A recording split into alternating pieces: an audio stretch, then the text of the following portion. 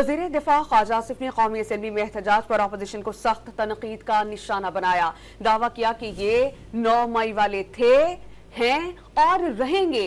ये तशद्दुद की सियासत करना चाहते हैं। PTI आज भी फौज के खिलाफ दहशतगर्दों के साथ खड़ी है।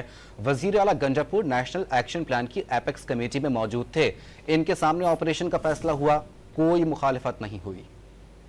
ये आज भी 9 मई के मौक़िफ़ से नहीं हटे, आज भी ये 9 मई के ऊपर खड़े हैं। ये कहना कि फौज हमारी है, मुल्क हमारा है, शोहदा हमारा है, ये सब जालसाजी है जनाब स्पीकर, ये सब जालसाजी है।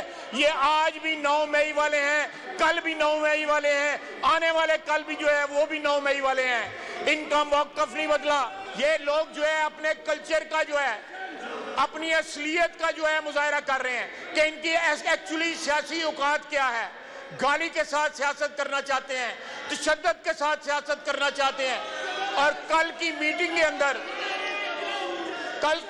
के अंदर इनके खैबर पख्तूनख्वा के वजीर आला वहां पे मौजूद थे। उनके सामने ये सारी बहस हुई, उसके सामने ये रिजॉल्व किया गया कि ये इकदामात उठाए जाएंगे दहशतगर्दी के खिलाफ। आज ये यहाँ पे ये मुजाहरा करके दहशतगर्दों के साथ खड़े हैं।